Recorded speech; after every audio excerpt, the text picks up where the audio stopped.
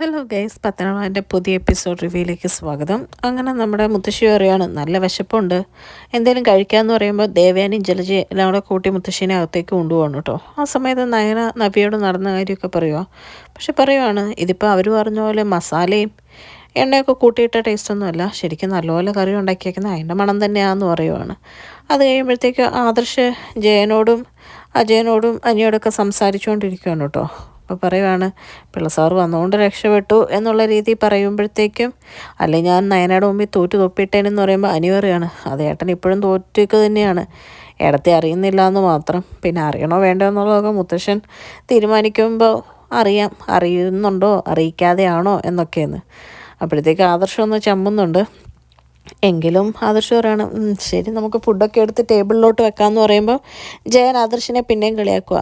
ഇനിയിപ്പം ഫുഡ് എടുത്ത് വെക്കാൻ നിൻ്റെ മേൽനോട്ടമൊന്നും വേണ്ട, ഞങ്ങൾ എടുത്ത് വെച്ചോളാം എന്ന് പറയുവാണ് കേട്ടോ. അങ്ങനെ ആകെ ചമ്മി നിൽക്കുവാണ് ആദർശ്. ഫുഡെല്ലാം കഴിച്ച് കഴിയുമ്പോഴത്തേക്കും എല്ലാവർക്കും ഭയങ്കര ഇഷ്ടമാവുകയാണ് കേട്ടോ. ജലജയ്ക്കൊക്കെ ആണെങ്കിൽ ഭയങ്കര ഇഷ്ടമാണ്. പക്ഷേ ആദർശിൻ്റെ മേൽനോട്ടത്തിലാണെന്ന് അറിഞ്ഞുകൊണ്ട് മുഖത്ത് അത്ര എക്സ്പ്രഷനൊന്നും കാണിക്കാണ്ട് അടക്കി പിടിച്ചിരിക്കുക. എന്നിട്ട് പറയാം, നല്ല ടേസ്റ്റ് ഉണ്ട് എന്നൊക്കെ പറയുന്നുണ്ട്. അപ്പം നയന പറയുന്നുണ്ട്, ഇതൊക്കെ ഏതെങ്കിലും പാചക വീഡിയോയിലോ എന്തെങ്കിലും നോക്കി ഉണ്ടാക്കിയതായിരിക്കും എന്നൊക്കെ പറയുവാണ്. അപ്പോഴത്തേക്ക് ആദർശ് പറയാണ്, നീ കൂടുതൽ സംസാരിക്കുകയൊന്നും വേണ്ട, കഴിക്കാൻ നോക്ക് എന്ന് പറയുവാണ് കേട്ടോ. ദേവയാനി പറയുന്നുണ്ട്, കൊള്ളാം, എന്തായാലും മേൽനോട്ടം നടത്തിയ ആൾക്ക് തീരെ അറിയാൻ പാടില്ല എന്നൊന്നും പറയാൻ പറ്റത്തില്ല എന്ന് പറയുവാണ്. ആ സമയത്ത് നമ്മൾ മുത്തശ്ശി പറയുന്നുണ്ട്, നേരെ എല്ലാം നല്ല റെസ്റ്റോറൻറ്റിൽ ഉണ്ടാക്കുന്ന ടൈപ്പ് ഫുഡ് എന്ന് പറയും. അപ്പോൾ ജാനിയും പറയാം, നേരാ എനിക്കും തോന്നിയെന്ന് പറയുവാണ്. ആ സമയത്ത് നമ്മുടെ നയന പറയുവാണ്, നേരാ ഒന്നിനും ഒരു നാടൻ രുചിയില്ല എന്ന് പറയുമ്പോഴത്തേക്കും വേറൊരു കറി എടുത്ത് കൊടുക്കണം കേട്ടോ. എന്നിട്ട് മുത്തശ്ശി പറയാം, നോക്കുമോളെ ഇത് കഴിച്ച് നോക്ക്, നല്ല നാടൻ ടേസ്റ്റ് ഉണ്ടെന്ന് പറയുകയാണ്. അപ്പോൾ നയനി ശരിയാ എന്നുള്ള രീതിയിൽ പറയുവാണ് കേട്ടോ. അത് കഴിയുമ്പോഴത്തേക്കും എല്ലാവരും പറയുന്നുണ്ട്, പിള്ളേച്ചൻ്റെ കടയിൽ പോയി കഴിക്കുമ്പോഴാണ് പൊതുവെ ഇത്രയും ടേസ്റ്റുള്ള ഫുഡ് കിട്ടുന്നത്. അപ്പോൾ നയന പറയാണ്, അവരുടെ വല്ല വീഡിയോയും കണ്ട് കാണും, അത് നോക്കിയായിരിക്കും ഉണ്ടാക്കിയേക്കുന്നത് എന്നൊക്കെ ആദർശിനെ ഇങ്ങനെ കുത്തുവാണ് കേട്ടോ. അപ്പോൾ ആദർശ് പറയാം, നീ കഴിക്കാൻ നോക്ക് എന്നിങ്ങനെ പറയുവാണ് കേട്ടോ. അത് കഴിയുമ്പോഴത്തേക്കും നമ്മുടെ നയന ഫുഡ് കഴിക്കുവാണ്, നല്ല ആസ്വദിച്ച് തന്നെ കഴിക്കുവാണ്. ആ സമയത്ത് നമ്മുടെ ദേവയാനി പറയുന്നുണ്ട്, ഇത്രയും നന്നായിട്ട് ഉണ്ടാക്കുമെന്നുണ്ടെങ്കിൽ ഇനി ആഴ്ചയിൽ 2 ദിവസം നിങ്ങൾ തന്നെ അടുക്കളയിൽ കയറ് എന്ന് പറയണം കേട്ടോ. അപ്പോൾ ജലജ അതിനെ ഏറ്റുപിടിക്കുക.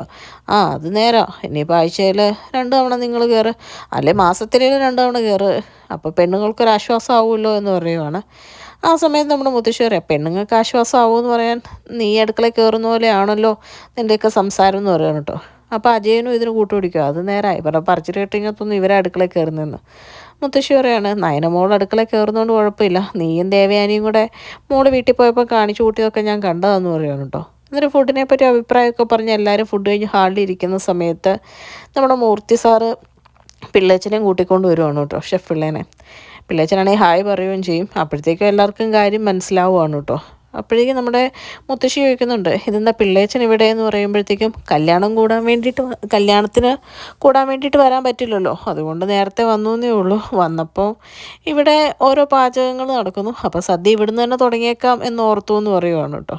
അപ്പോൾ ദേവേനെ പറയുന്നുണ്ട്, എനിക്കും തോന്നി ഇവരെയും കൊണ്ടൊക്കെ ഇത്രയും പറ്റുമോ എന്നുള്ള കാര്യം എന്നൊക്കെ പറഞ്ഞ് ചെറുതായിട്ട് വല്ല ആണുങ്ങളെയും കളിയാക്കുവാണ് കേട്ടോ. അത് കഴിയുമ്പോഴത്തേക്കും നമ്മുടെ ആദർശാകെ ചമ്മി നാറി നിൽക്കുവാണ്. അപ്പോൾ മുത്തശ്ശൻ പറയുക, പണ്ട് പാഞ്ചാലി കൃഷ്ണനെ വിളിച്ച് കരഞ്ഞ പോലെ പാചകം കുളമായിട്ട് നിന്നപ്പോൾ ഇവർ വിളിച്ച് പ്രാർത്ഥിച്ചപ്പോൾ എങ്ങാണ്ട് ദൈവം വിട്ടതാ പിള്ളേച്ചനെന്ന് പറയുവാണ്. അപ്പോൾ നയന പിള്ളസാറിൻ്റെ അടുത്തെന്ന് പറയുന്നത്, സാറിൻ്റെ വലിയ ആരാധികയാണ് ഞാൻ, സാറിൻ്റെ റെസിപ്പിയൊക്കെ ഫോളോ ചെയ്യാറുണ്ട്, ഒരു സെൽഫി വേണമെന്നൊക്കെ പറയുവാണ്. അത് കേട്ട് ഫാമിലി എല്ലാവരും കൂടെ നിന്നൊരു സെൽഫിയൊക്കെ എടുക്കുവാണ് കേട്ടോ. അത് കഴിയുമ്പോഴത്തേക്കും കാണിക്കുന്നത് നമ്മുടെ അനി നന്ദുവിൻ്റെ വീട്ടിൽ ചെല്ലുന്നതാണ്. അവിടെ ചെല്ലുമ്പോൾ ഗോവിന്ദനും കനകയൊന്നുമില്ല. അപ്പം നന്ദു ആകെ ടെൻഷൻ അടിക്കുവാണ് കേട്ടോ പെട്ടെന്ന് അനിയെ കാണുമ്പോഴത്തേക്കും. അപ്പോഴത്തേക്കും അനി ചോദിക്കുന്നുണ്ട്, മറ്റുള്ള ഫ്രണ്ട്സിൻ്റെ കൂടെ താൻ ഭയങ്കര ഹാപ്പിയാണല്ലോ, ഫ്രണ്ട് പോലെയാണ് ഞാനെന്ന് പറഞ്ഞിട്ട് തനിക്ക് എന്ത് പറ്റി? ഞാൻ കല്യാണത്തിന് വിളിക്കാൻ വേണ്ടിയിട്ട് വന്നതാണ്, ഞാനായിട്ട് വിളിക്കണല്ലോ, താൻ എൻ്റെ ഫ്രണ്ടല്ലേ, പിന്നെ ഞാനൊരു സാരി മേടിച്ചിട്ടുണ്ട്, അത് ഉടുത്തിട്ട് വരണം എന്നൊക്കെ പറയുവാണ്. അത് കേൾക്കുമ്പോൾ നന്ദു പറയുന്നുണ്ട്, ടെൻഷനൊന്നുമില്ല, പെട്ടെന്ന് ഇവിടെ ആരുമില്ല, പെട്ടെന്ന് അനിയെ കണ്ടപ്പോൾ എന്ന് പറയുമ്പോൾ അനി പറയാണ്, ഞാനിനിയും ഇഷ്ടമാണെന്നൊക്കെ പറഞ്ഞു വരും എന്ന് ഓർത്തിട്ടാണ് എനിക്ക് മനസ്സിലെപ്പോഴും ഇഷ്ടമുണ്ട്, പക്ഷേ ഞാൻ ഒരിക്കലും അങ്ങനെ ചെയ്യില്ലടോ, ഞാൻ തന്നെ ഒരുപാട് തെറ്റിദ്ധരിച്ചു എന്നൊക്കെ പറയുവാണ്. അങ്ങനെ അനി ആകെ വിഷമിച്ച് ഓരോന്ന് സംസാരിക്കുവാണ് കേട്ടോ.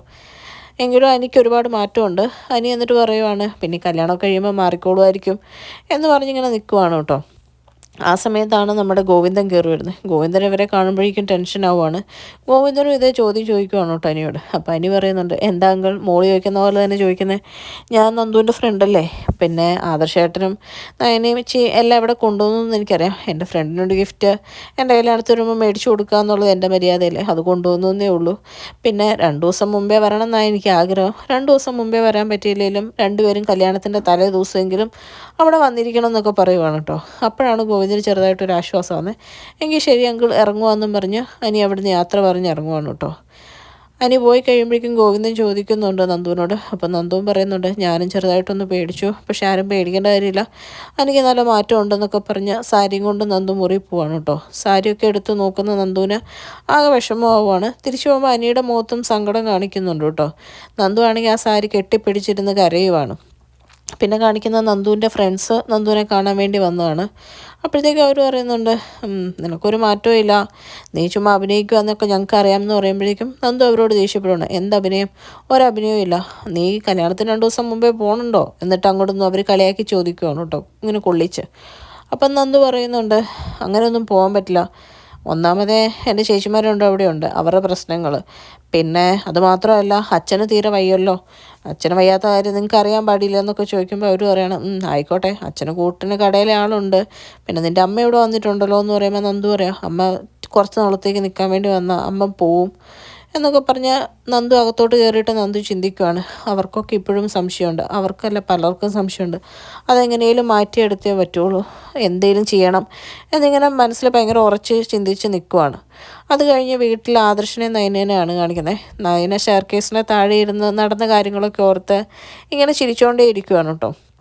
ആ സമയത്ത് ആദർശം വന്നിട്ട് ചോദിക്കും, നിനക്ക് എന്ത് പറ്റി, എന്താ ഇവിടെ ഇരുന്ന് ചിരിക്കുന്നതെന്നൊക്കെ ചോദിക്കുമ്പം നയന പറയാണ്, അല്ല ഇന്ന് ഭയങ്കര വെല്ലുവിളിച്ചുകൊണ്ടൊക്കെയാണ് ഞാൻ ഫോൺ കട്ടാക്കിയിട്ട് പോയത്, ഇങ്ങോട്ട് വഴക്കുണ്ടാക്കിക്കൊണ്ട്, പക്ഷെ എനിക്ക് പാവമൊക്കെ തോന്നിയായിരുന്നു, പക്ഷെ അതുമാതിരി ചീത്തയല്ലേ പറഞ്ഞേ, ഇത്ര ഹെൽപ്പ് ചെയ്യാൻ വന്ന എന്നെ എന്ന് പറയുമ്പോൾ ആദർശം പറയാം, നേരാ, തെറ്റൻ്റെ ഭാഗത്താ, പെട്ടെന്ന് എനിക്കങ്ങ് ദേഷ്യം വന്നപ്പോൾ ഞാൻ എന്തൊക്കെയോ പറഞ്ഞു പോയതാ എന്നൊക്കെ പറയുവാണ് കേട്ടോ.